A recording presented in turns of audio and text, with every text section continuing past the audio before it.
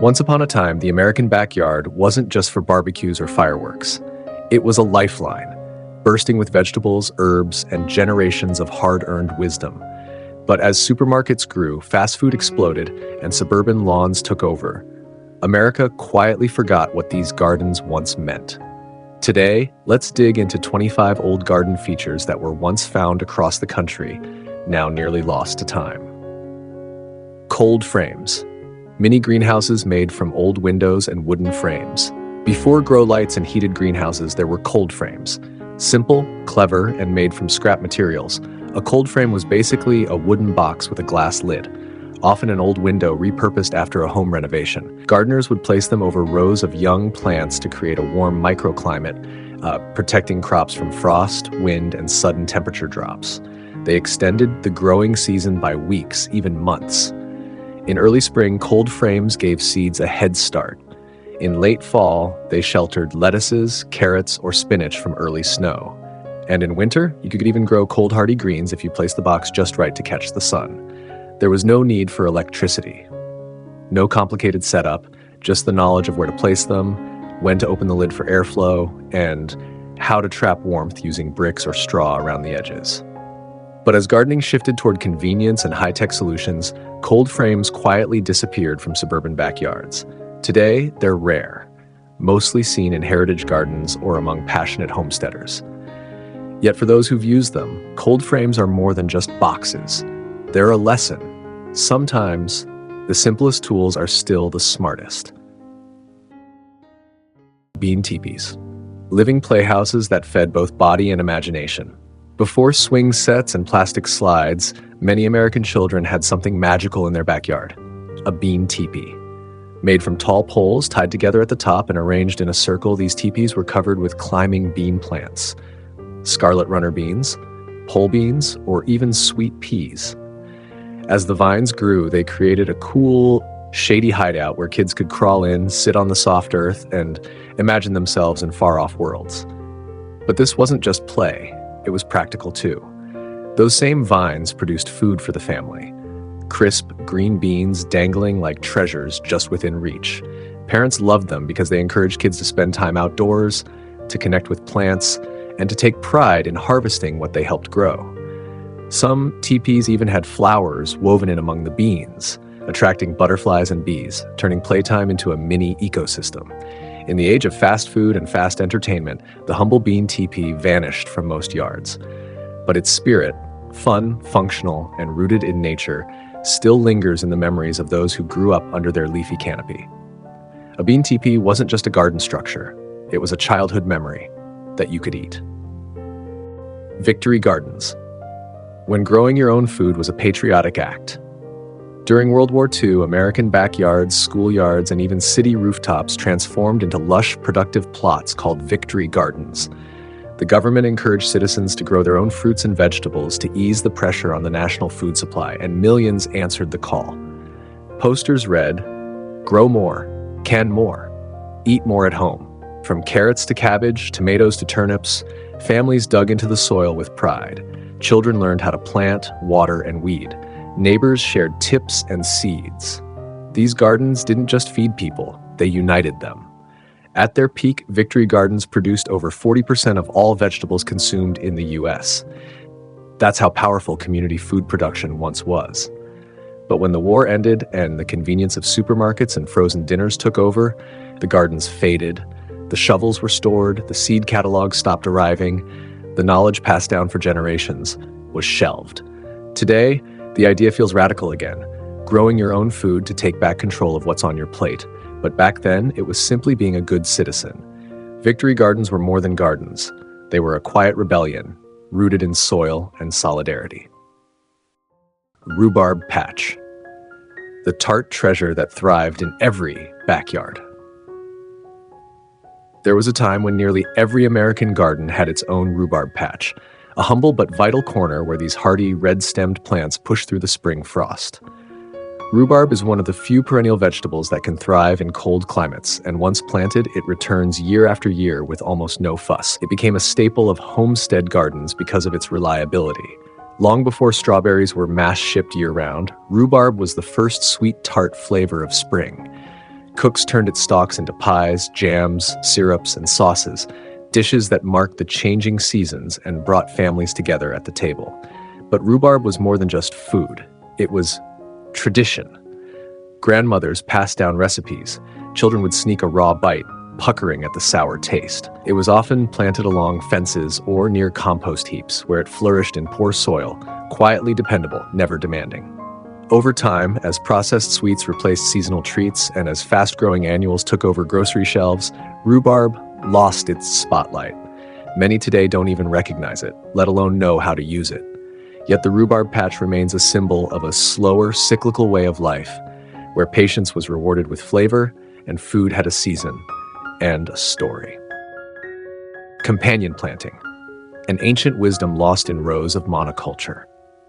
Long before synthetic fertilizers and pesticides, gardeners relied on companion planting, the art of growing plants together that naturally help each other thrive. Tomatoes were often paired with basil, not just for flavor, but because basil repelled pests and improved tomato growth. The Native American Three Sisters method, planting corn, beans, and squash together, was a masterclass in symbiosis. The corn stood tall for beans to climb, beans fixed nitrogen into the soil, and squash spread wide leaves that shaded out weeds. These combinations weren't random. They were knowledge passed down, season after season, tested by time and rooted in observation. Companion planting created self-balancing gardens. It reduced the need for chemicals, enriched the soil naturally, and attracted beneficial insects. Each plant had a role: guardian, nourisher, protector. But when industrial agriculture rose, so did monocultures, fields of just one crop, easy for machines but vulnerable to pests and disease. The subtle genius of companion planting faded, dismissed as old-fashioned. Yet today, as people seek healthier, more sustainable ways to grow food, this wisdom is making a quiet comeback, because nature was never meant to grow alone. And in the garden, cooperation was always the strongest defense. Root cellars, nature's refrigerator buried in your backyard. Before the hum of refrigerators filled every kitchen, families preserved their harvests through an ancient, earthy solution, the root cellar. Dug into the ground or built into hillsides, these cool, dark, and humid spaces created the perfect environment to store carrots, potatoes, onions, apples, cabbages, and more for months. Without electricity, stable underground temperatures. Even in the dead of winter, a well-designed root cellar could stay just above freezing, keeping vegetables crisp and fresh. Some cellars had venting systems to regulate humidity and prevent mold, while others featured sand or sawdust bins for delicate crops. For generations, visiting the root cellar was a daily rhythm in rural life. A quiet, dim-lit room filled with the scent of soil and wood, lined with shelves of canned goods and bins of produce. It was a place of quiet abundance, of foresight, of survival. But as homes grew modern and grocery stores stayed open year-round, the root cellar disappeared. Most new houses no longer include basements, let alone a space dedicated to food storage. And with it, we lost more than just a storage method. We lost the instinct to plan for winter, to preserve, to connect with the cycles of the land. Yet, for the off-grid gardener and the self-reliant survivalist, root cellars are returning, cool, quiet, and deeply wise. Grape arbors, where fruit meets shade and summer memories grow. Once a beloved fixture in American backyards, the grape arbor was more than a gardening feature. It was a symbol of abundance, tradition, and hospitality. These wooden or metal structures, often arching over walkways or forming shady alcoves, supported climbing grapevines that wound their way into leafy canopies. By midsummer, the vines would be heavy with clusters of grapes, offering a cool refuge from the sun and sweet snacks within arm's reach. Families sat beneath them for meals, children played in their shade, bees and butterflies visited the blooms. And in the fall, the harvest began. Grapes for eating, juicing, jelly making, and sometimes even home-brewed wine. The grape arbor wasn't just practical, it was poetic. It brought together beauty, utility, and memory in a single living structure. In many immigrant households, especially those with Mediterranean or Eastern European roots, grape arbors were a connection to home, heritage, and seasonal rhythm. But over time, they've vanished from most suburban landscapes, replaced by decks, patios, or lawns with no room for vines. The patience required to train a grapevine, the effort to prune and harvest, gave way to convenience and ornamental shrubs, and yet, imagine a quiet afternoon, dappled sunlight, and the gentle rustle of leaves above, where nature builds the roof and the fruit comes free. Grape arbors may be rare today, but their charm is timeless. Asparagus beds. The long game of gardening, rewarding those who wait. Once a staple in old American gardens, asparagus beds were a quiet investment in the future. Unlike fast-growing vegetables, asparagus demands something rare in today's world: patience. You don't harvest asparagus in the first year or the second, sometimes not even the third. But once established, a bed of asparagus can produce tender spears every spring for 20 years or more, without replanting. In the past, gardeners carved out a dedicated section for these perennial plants. They knew the payoff would come with time. Fresh, earthy spears pushing through the soil as the first true taste of spring. Families often passed down tips for planting deep trenches, layering compost, and gently mulching the beds. Asparagus became a seasonal ritual. Its brief harvest window meant meals were centered around it: creamy soups, roasted spears, or pickled jars for later months. But in our era of instant results, these slow-growing beds have mostly disappeared. Supermarket asparagus from Peru or Mexico is available year-round, stripping away the sense of season. The commitment needed to grow it at home no longer fits our transient lifestyles. Still, those who choose to grow it know a secret. When you wait 3 years for your first harvest, you never take a bite for granted. And year after year, that early spring gift returns, loyal, dependable, and quietly magnificent. Olapots, ancient watering wisdom buried in the earth. Imagine watering your garden without lifting a watering can all summer. No hoses, no drip systems, no electricity. This was possible long before modern irrigation, thanks to olapots.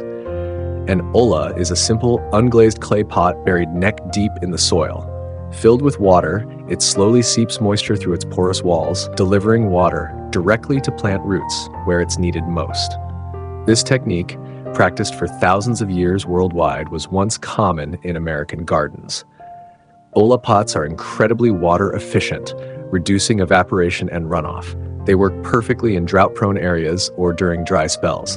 Gardeners would fill these clay water reservoirs and trust them to feed thirsty vegetables, herbs, and flowers over days or even weeks.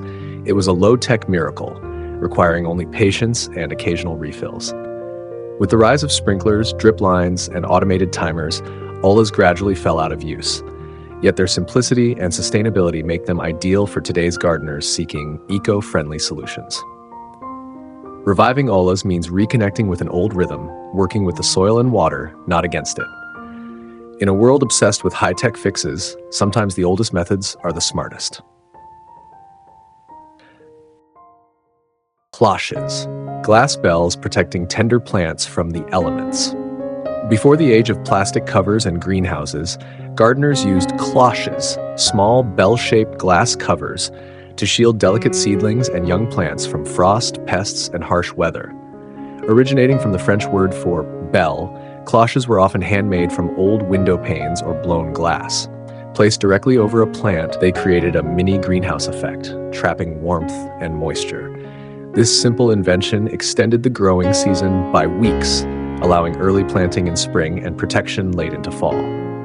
Cloches could be moved easily, making them perfect for small home gardens and market growers. Not only did cloches guard against cold, but they also deterred insects and animals that might nibble on vulnerable leaves. Their transparent walls let in sunlight while keeping the plant cozy and safe. With the arrival of modern plastics and hoop tunnels, cloches slowly disappeared from most gardens. Yet, for those who appreciate traditional gardening, they remain a charming and effective way to nurture plants naturally. Using cloches reconnects us to a time when gardeners closely observed nature, responding creatively with simple tools. In a world full of technology, sometimes a humble glass bell is all you need to give your plants a fighting chance. Stink buckets. Fermenting smelly mixtures for powerful natural fertilizer. It might sound gross, but stink buckets were once a secret weapon in traditional American gardens. These buckets were filled with nutrient-rich ingredients like nettle leaves, rotting fish scraps, or decaying grass, left to ferment for weeks or even months. The result? a pungent, stinky brew packed with nitrogen, phosphorus, and potassium, the essential nutrients plants crave. Gardeners would dilute this liquid fertilizer with water and pour it at the base of hungry vegetables and flowers, giving them a potent boost that no synthetic fertilizer could match. Though the smell was unbearable, the benefits were undeniable. Faster growth, healthier leaves, and bigger harvests.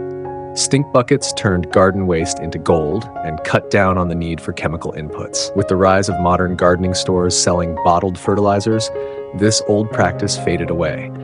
Today, few gardeners dare to bring the foul-smelling buckets back to life, but those who do often swear by the incredible plant vigor it produces. It's a reminder that nature's cycles, even the stinky ones, hold powerful solutions, waiting to be rediscovered in our backyards. Braided onion ropes. Traditional storage that's both practical and decorative. Before refrigerators and plastic bags, people had to get creative with storing their harvests, especially onions, which spoil quickly if not handled right. One clever method was braiding onion ropes. After harvesting, onions were carefully cured to dry their skins, then their long green tops were woven together into sturdy braids. These ropes could be hung from rafters, walls, or hooks in a cool, dry place. This technique kept onions well ventilated and safe from mold or rot for months. Plus, the ropes looked charming, rustic and homey, often becoming a decorative feature in kitchens or pantries. Braiding onion ropes was a community activity too, passed down through generations. It connected people to their food in a tactile, creative way. Today, this old-fashioned method is nearly forgotten, replaced by plastic bags and refrigerated storage. But some gardeners and heritage food enthusiasts still embrace onion ropes, valuing their natural preservation and aesthetic appeal.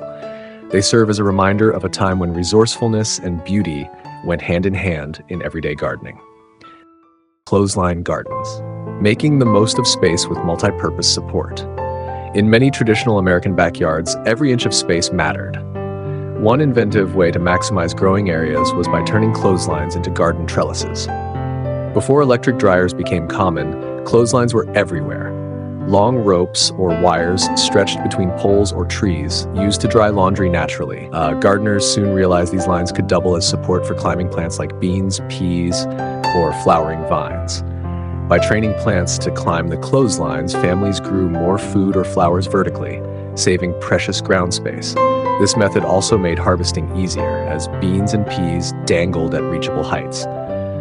Clothesline gardens were especially popular in small suburban yards where horizontal space was limited. They also created pleasant green canopies that added charm and freshness to outdoor areas.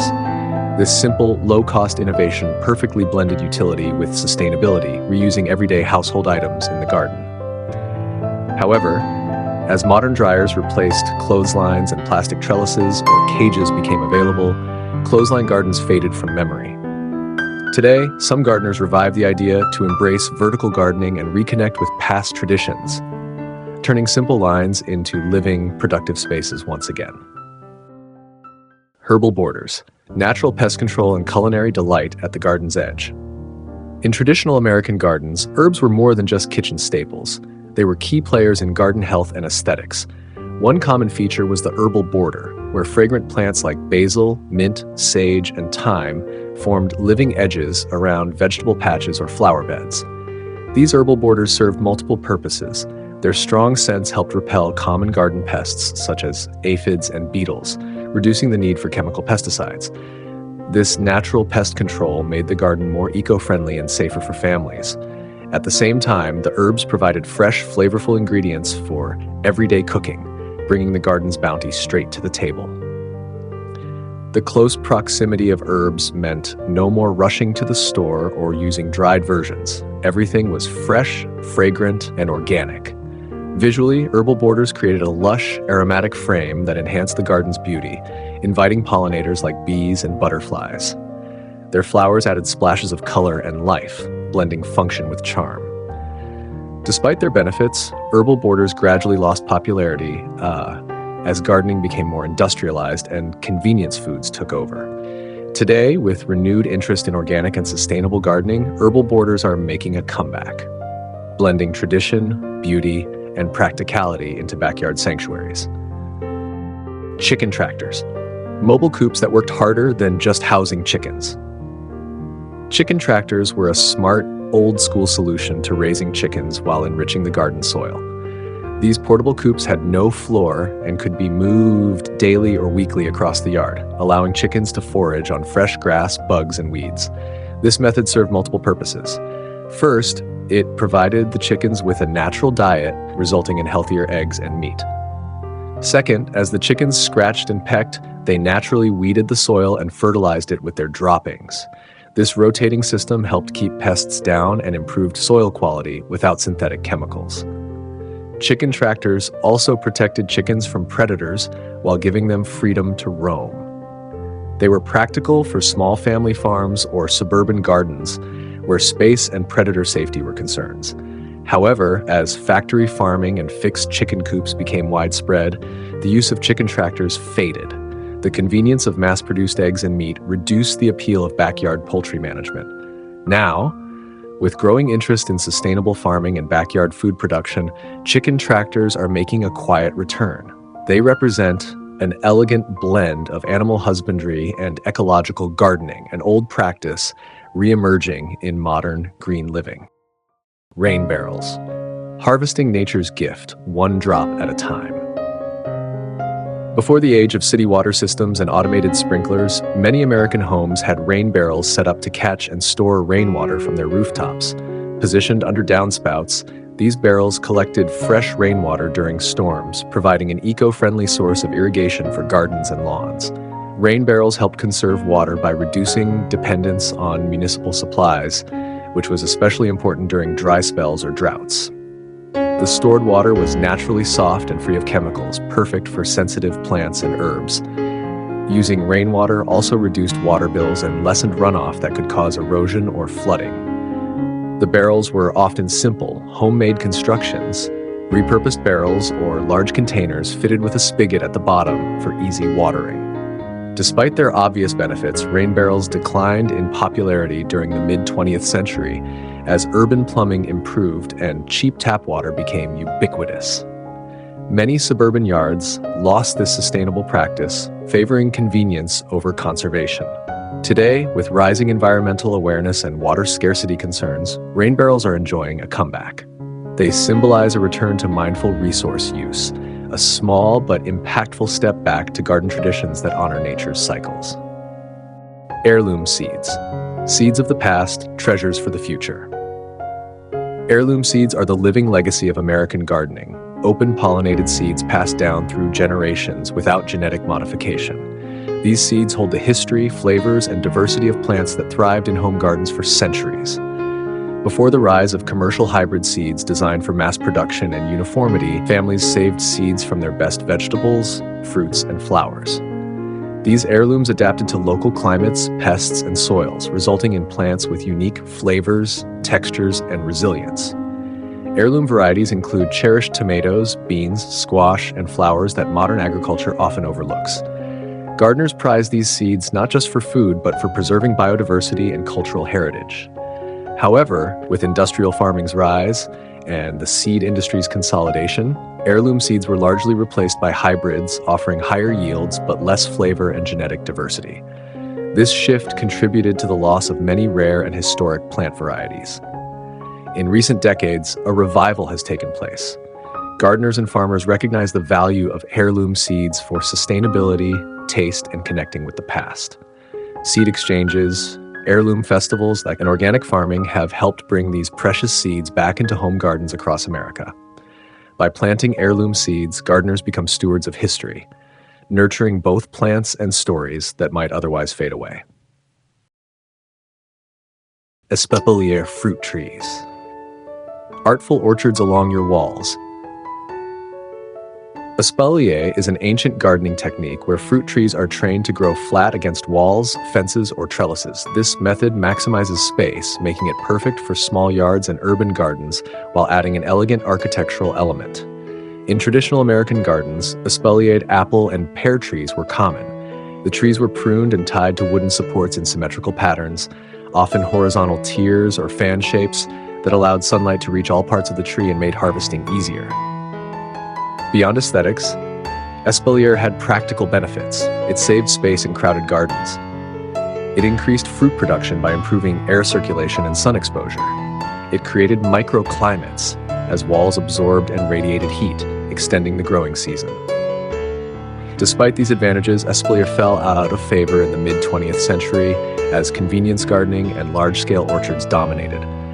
Most modern home gardens replace these trees with freestanding varieties or bought fruit from stores. Today, gardeners are rediscovering espalier for its blend of beauty and utility. It fits well with the growing interest in edible landscaping and sustainable gardening, where every inch counts and every plant serves multiple purposes. Espalier fruit trees turn fences and walls into productive, living art, connecting us with a time when gardens were both practical and poetic. Potager gardens. The French-inspired edible garden. Potager gardens, originating from French tradition, blend beauty and function by mixing vegetables, herbs, flowers, and fruit trees in a harmonious, artistic layout. Unlike simple vegetable patches, potagers are carefully designed to be visually appealing and productive at the same time. In early American gardens, potager-style planting was popular among home gardeners who valued aesthetics alongside food production. Raised beds or neat rows were interspersed with bright flowers like nasturtiums and marigolds, which attracted pollinators and deterred pests naturally. This style turned the backyard into a living painting, a place where you could harvest fresh salad greens while admiring colorful blossoms and fragrant herbs.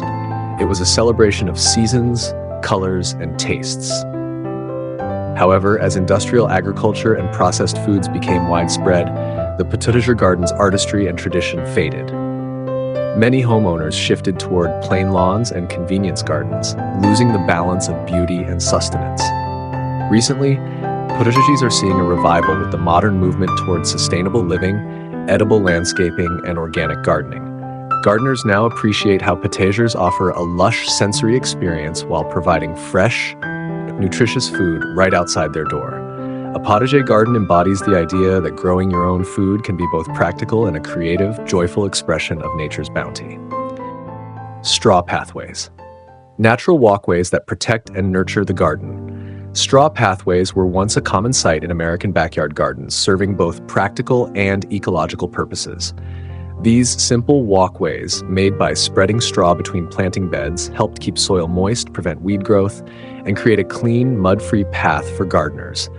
By covering the ground with straw, gardeners could reduce water evaporation, which meant plants stayed hydrated longer during dry spells.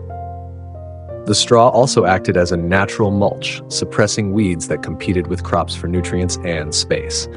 This lowered the need for manual weeding or chemical herbicides. Besides the functional benefits, straw pathways made working in the garden easier and more enjoyable. They provided a soft, dry surface to walk on, reducing the mess of muddy shoes and limiting soil compaction around delicate plant roots. As suburban lawns and paved patios became more popular, the charm and utility of straw pathways were largely forgotten. Modern gardens often favor concrete or stone walkways that lack the natural benefits straw provided.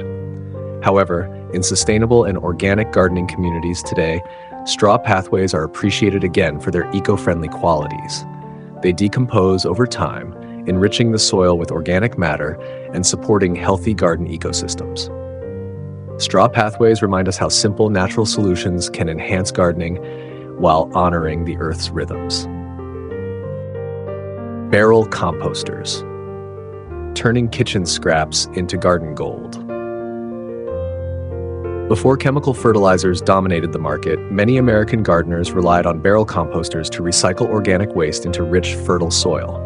These cylindrical containers, often made of wood or metal, were designed to be rotated, speeding up the decomposition process. By tossing in vegetable peels, coffee grounds, grass clippings, and leaves, families could transform kitchen and yard waste into nutrient-dense compost that fed their plants throughout the growing season. The rotating feature helped mix the materials, allowing oxygen to reach the microbes that break down the organic matter, resulting in faster and more efficient composting. Using a barrel composter reduced household waste, lowered grocery bills by improving garden yields, and fostered a deep connection with nature's cycles. Gardeners understood that feeding the soil was as important as feeding the plants. However, with the rise of synthetic fertilizers and convenience-focused lifestyles, composting barrels gradually disappeared from many American yards. Today, interest in sustainable gardening and zero-waste living has sparked a comeback for barrel composters, especially among urban and suburban gardeners seeking eco-friendly methods to enrich their soil. Barrel composters embody a simple yet powerful tradition of recycling nature's leftovers into new life, proof that sustainable gardening has deep roots in American backyard history. Corn stalks. More than just dried corn stalks. After the fall harvest, many American farms and gardens used to bundle corn stalks into upright piles called corn shocks. These were not only practical, but also held a special place in the rural landscape and seasonal traditions. Corn shocks served primarily to dry the ears of corn naturally, protecting them from moisture and pests while allowing airflow. This method helped preserve the corn for winter use, ensuring seeds for next year's planting or food for livestock. But beyond their practical purpose, corn shocks became a symbol of autumn. They added a rustic charm to farmyards and even decorated porches and fences as part of fall celebrations. Families would use them to create scarecrows or small play forts for children. During harvest festivals, these shocks were often arranged to mark the changing season and the hard work of the harvest. As mechanized farming and modern storage techniques took over, the use of corn shocks declined. Yet, they still appear today in harvest-themed decor and community events, reminding us of a time when the rhythms of nature were closely woven into daily life. Corn shocks represent a blending of utility and tradition. Simple farm tools turned seasonal icons in America's agricultural heritage. Mulberry trees, the forgotten fruit and silk source.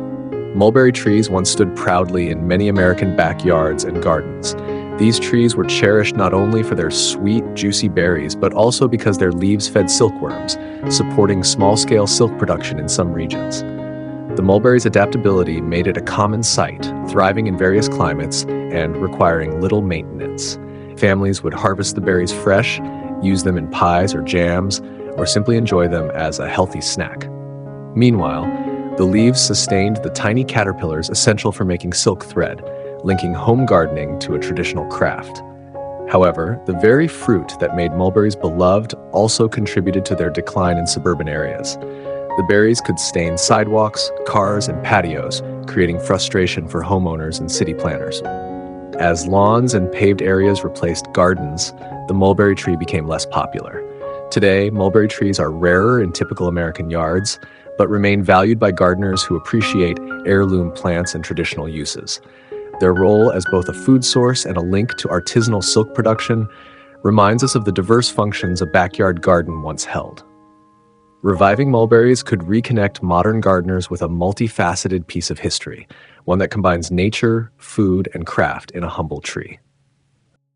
Living fences, natural barriers that feed and protect. Before the rise of synthetic fences and plastic, many American gardens and farms used living fences, rows of dense, edible shrubs like hawthorn, raspberry, or blackberry bushes, to mark boundaries and protect property. These natural hedges served multiple purposes. They acted as windbreaks, shielding crops and homes from harsh gusts, helped control soil erosion, and created safe corridors for wildlife. Most importantly, these fences provided fresh fruit harvests during the growing season, turning a simple barrier into a productive garden feature. Living fences required little maintenance once established and contributed to biodiversity by attracting pollinators and birds. The thorny branches deterred trespassers and grazing animals alike, making them practical and sustainable. In modern times, the preference for neat, low-maintenance lawns and standardized fencing led to the decline of living fences. Yet, they are still championed by permaculture enthusiasts and sustainable gardeners as eco-friendly, multifunctional solutions. Reintroducing living fences can bring back an element of resilience and productivity to gardens and rural landscapes, reminding us that boundaries don't have to be barren or sterile, but can be vibrant, useful, and alive. Medicinal plant corners. Healing herb from before modern pharmacies and over-the-counter medicine, American families often relied on their own gardens for health and healing.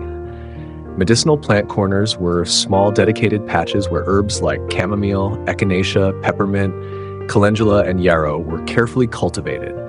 These plants served many purposes: soothing teas for colds, poultices for wounds, and remedies for digestive issues or headaches. Knowledge about how to use these herbs was passed down through generations, often forming an essential part of family tradition and self-care. Gardening medicinal plants was also a way to stay connected with nature and practice preventive care. Many of these herbs thrived easily alongside vegetables or flowers, making the garden not just a food source, but a living pharmacy. With the rise of modern medicine and widespread drugstores, this tradition slowly faded away. However, the recent resurgence in herbalism and natural wellness is bringing medicinal gardens back into the spotlight. Today, planting a medicinal corner in your garden can reconnect you to these ancient practices, promote holistic health, and provide fresh organic remedies right at your doorstep. These forgotten garden traditions weren't just charming. They were practical, sustainable, and deeply rooted in everyday life. And maybe, just maybe, it's time to bring a few of them back. Not just to grow food, but to grow connection to the past, to the earth, and to something much simpler than what we have now.